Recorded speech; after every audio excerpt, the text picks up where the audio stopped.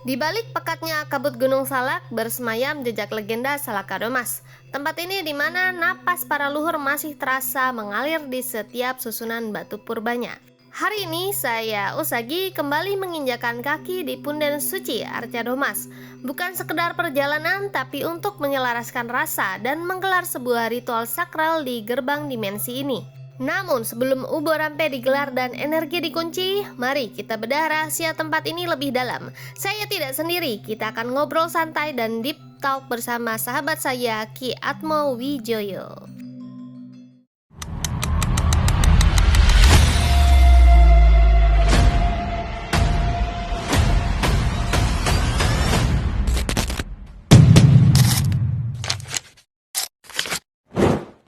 Hai, welcome to the Dancing Path of Usagi's Journey. Kali ini kita lagi ada di situs Cibalai, Tapos, Bogor, salah satu kaki gunung yang sangat sakral untuk hal-hal yang berbau dengan supranatural, sejarah dan budaya.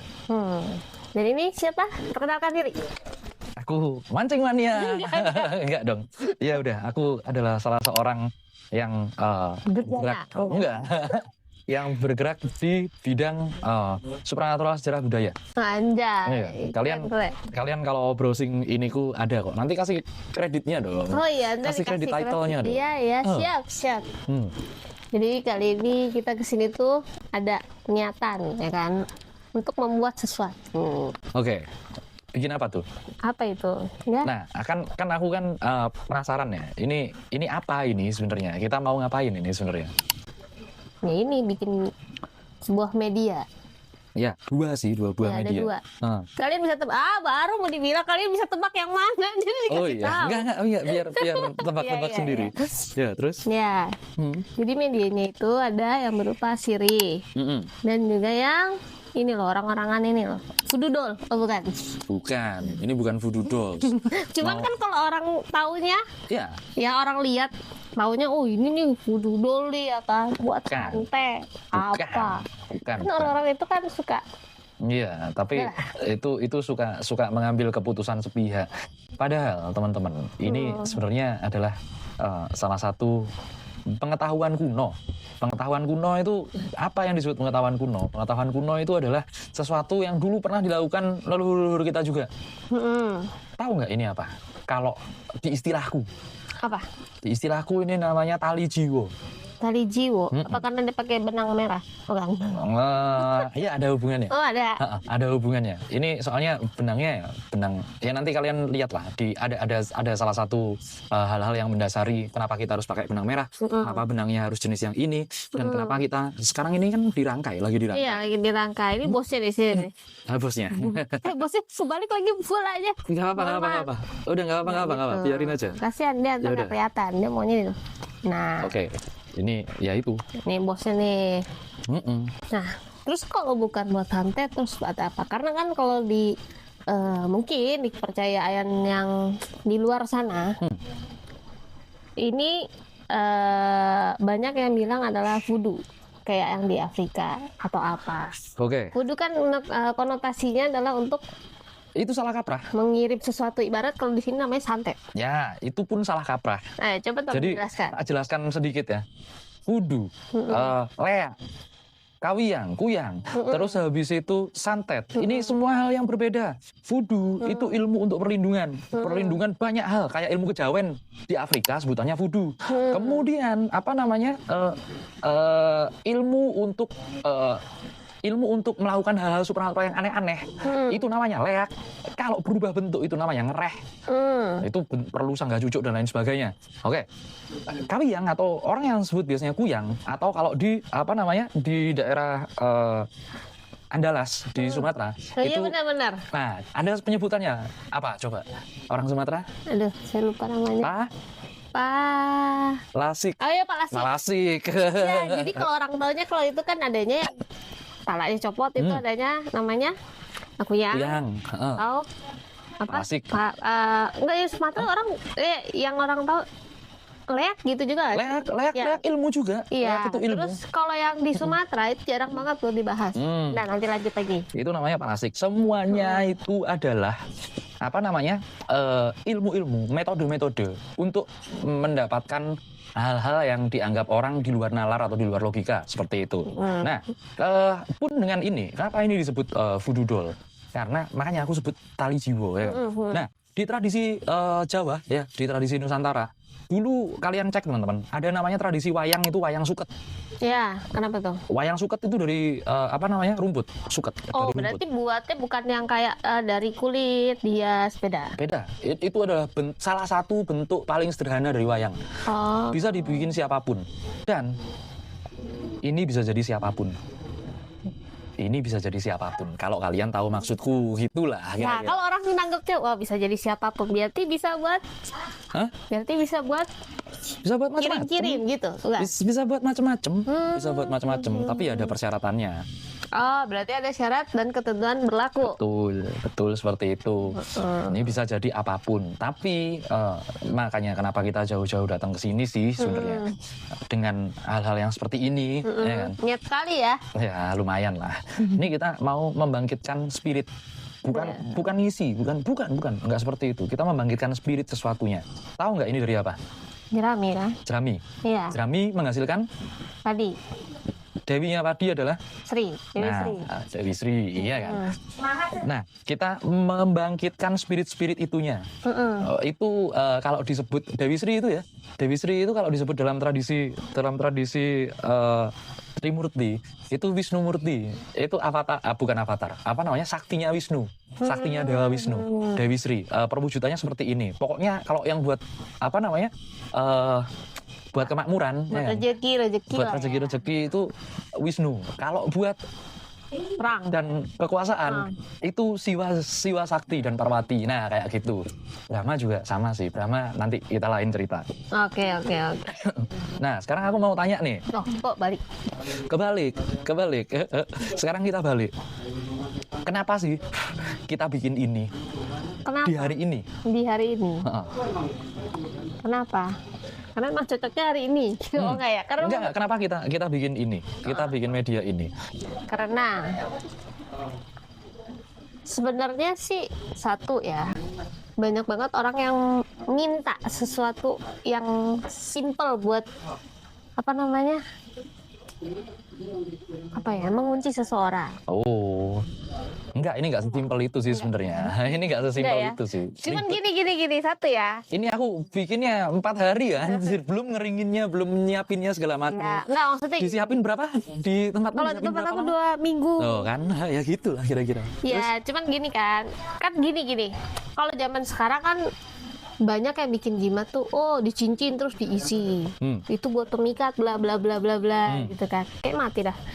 Terus atau yang modernnya lagi apa sih namanya? Pokoknya jimat-jimat kekinian lah. Minyak wangi. Jimat kekinian itu macam mana? Cuman aku tuh ngeliat tuh kayak aku pengen deh bikin jimat tuh yang back to basic kayak dulu gitu loh. Yang benar-benar ngikutin luhurnya. Dengan tata cara yang sesungguhnya. Maksudnya nggak asal ritual, nggak asal bikin.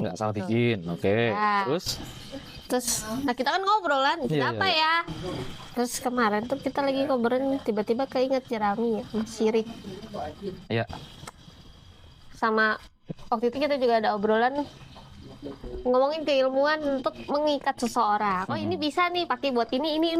Fungsinya banyak. Bisa, banyak. Tanya aja sama dia nanti kalau buat detailnya. terus. Iya. Akhirnya ya udahlah. Wow, lucu nih voodoo doll. Kenapa voodoo doll lucu?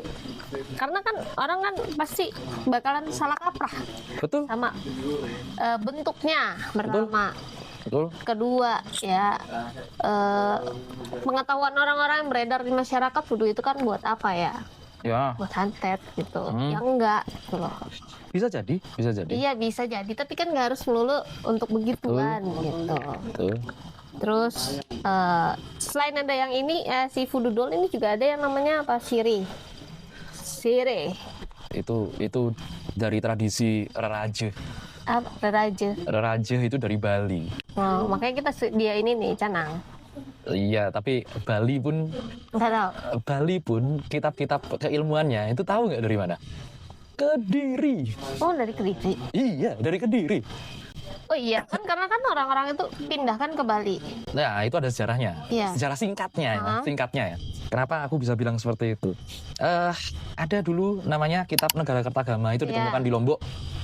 Lombok. Nah, terus pas waktu VOC nyerang Lombok, keratonnya Lombok. Nah, terus habis itu ilmu-ilmu calon arang, kemudian yang disebut dengan pangleak, leak dibagi dengan pangiwa dan pangenangan.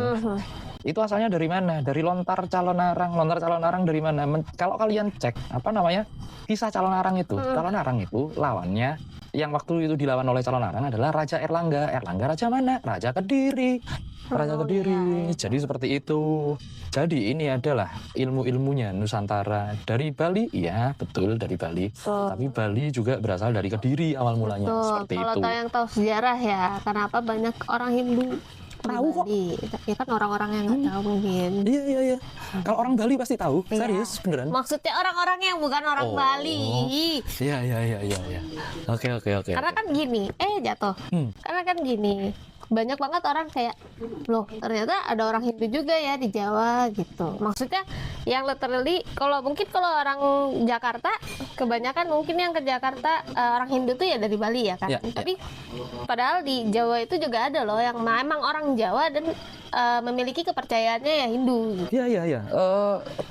Aku lurusin dikit ya. Itu sebenarnya kalau sama Hindu kan dari Sungai Indus, India, ya kan?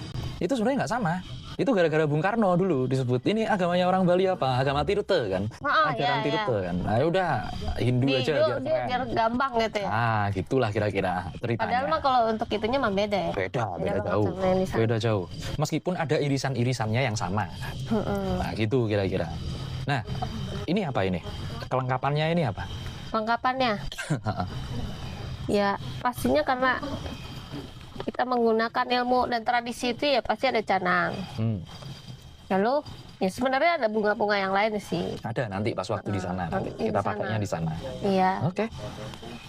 Dan ini kok mati sih? Nggak apa-apa emang gini. Nanti kita nyalain lagi. Ya udah. Terus hari ini jam berapa? Oh, udah jam 9, guys. Jam berapa? Kita lanjut turun jam berapa nih ntar nih? Apa? Kesananya? Sebentar. Bagusnya jam berapa? Coba diterawang. Aku cek dulu. Enggak, cek tiup dulu. biar ini. Enggak. Cek catatan.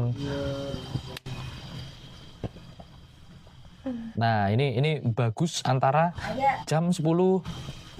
Kalau mau lebih ngeri lagi nanti di jam 1. Mau ngeri lagi di jam 1. Ini sebenarnya juga jam oke sih. Tapi habis ini jelek gitu. Ya. Kalian nggak tahu kan apa? Nggak tahu. Nggak usah tahu. Nggak usah. Ini hitungannya susah teman-teman. Hitungannya susah. Terus. Nanti aja berarti kalau gitu slotnya. Ya. Terus, nah baik lagi nih. Kita lagi nih ada di Salakadomas. Salakadomas ini ada apa aja nih? Kan ada yang mandi, tempat pemandian. Enggak, tempat pemandian sih. Apa dong? Pancuran. Jadi gini. Apa namanya? Biar apa namanya? Urepnya enak ya. Urepnya enak. Jadi gini. Di semua situs yang merupakan tempat pemujaan atau tempat peribadatan, itu pasti ada mandala pertama. Mandala itu ngitung tempatnya kan seperti apa. Iya. Nah, mandala dibagi menjadi berapa? Contohnya di situ ada 33 menhir. Sepertinya seperti itu. Nah, biasanya tempat seperti itu ada tempat penyuciannya dulu. Tempat patirtannya di bawah itu ada seperti itu. Nah, ini si Teh Lina ini sering mandi di sana ini. Iya kan, Teh? Apa? Mandi di situ sama di atas. Iya. Di atas juga ada. Ada. Lebih terasa di atas. Jos berarti.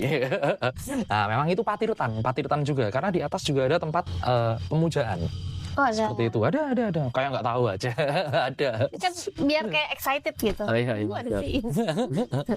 Jadi berarti kalau misalkan kalian kesini sebelum melakukan mungkin mau berdoa atau mau Kalau di sini istilahnya silaturahmi. Ya, silaturahmi. Silaturahmi. Kalian harus mensucikan diri dulu berarti di sana, nggak sembarang langsung gas. Betul. Sama aja.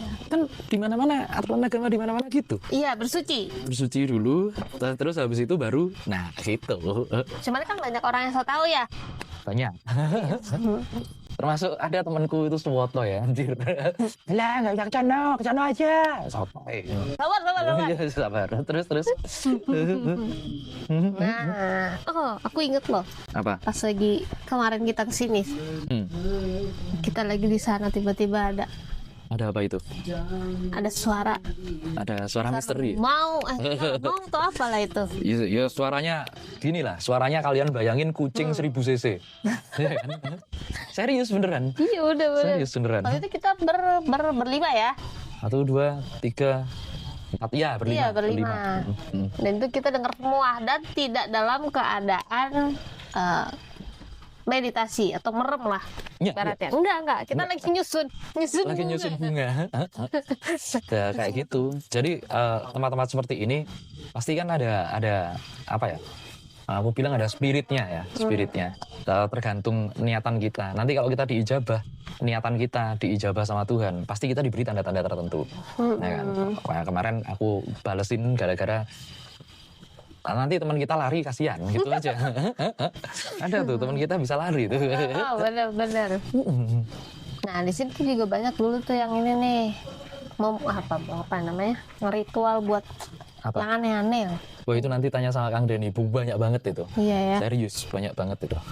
Iya, salah satunya adalah apa mereka? Hah? Nyugih ya kan? Iya. Ngaco-ngaco. Ngaco. Itu seperti itu. Iya, teman-teman, kalau kalian perhatiin ya, ini sebelum kita cerita-cerita lagi. Ini canang daksina yang ada di luar. Ini entah karena udaranya kering atau dingin ya kan. Ini bentuknya udah banyak yang mengering. Tapi kalau kita pasang kartikanya ya beda. Oh iya, beda. Yang di sini sama di sini beda ya. Beda. Emang gitu. Ya ini yang udah layu tuh. Ya emang ada ininya. Ada sesuatunya. Ada sesuatunya. Iyalah, di bawah ini apa ini tulis-tulis? Ongkare.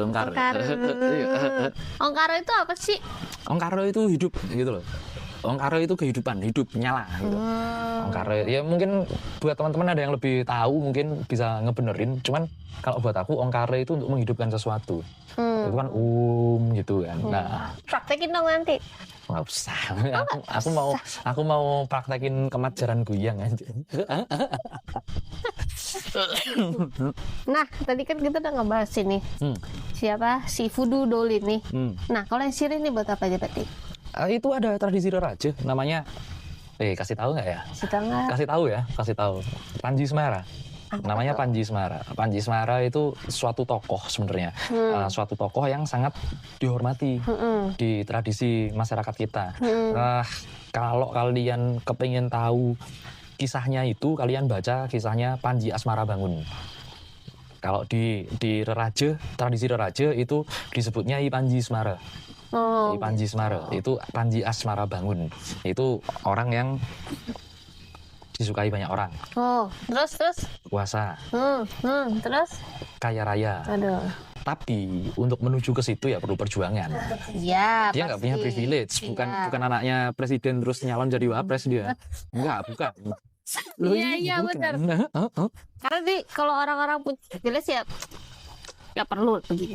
Kalau orang punya privilege, iya nggak perlu. Anaknya presiden nyalon jadi wapres. Betul. Iya. Ya kalau orang-orang yang nggak punya privilege itu kan untuk meniti kesana aja udah susah ya. Makanya bikin media ini. Salah satunya. Seperti itu. Sini nanti apa dibawa?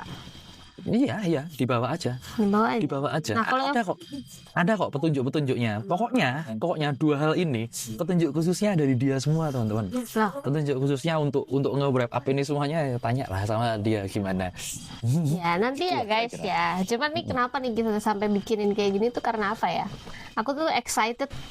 Maksudnya excitednya di sini adalah cara ritual yang bener tuh kayak gini loh. Bukan yang cuman ucuk-ucuk datang bawa bunga, bla bla bla bla bla, kelar gitu. Ya, itu bisa dilakukan di tingkat advance. Iya. Cuman itu advance banget.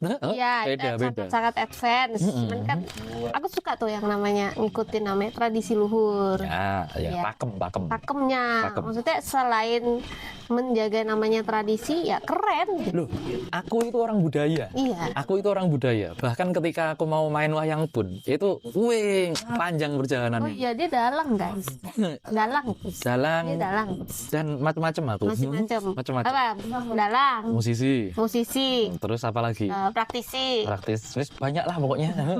Budayawan juga. Budayawan. Apa? Politisi enggak? Politisi enggak sih. Enggak politisi aku. Hah? Enggak mau aku politik kotor.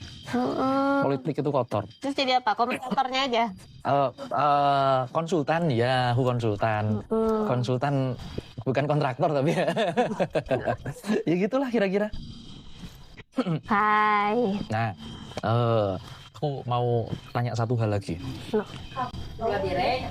Kenapa ritual di tempat ini? Karena di sini pertama ya, energinya tuh sakral, maksudnya wingit banget gitu loh. Beda, bukan tempat lain juga sakral gitu. Cuman yang pertama, wingit.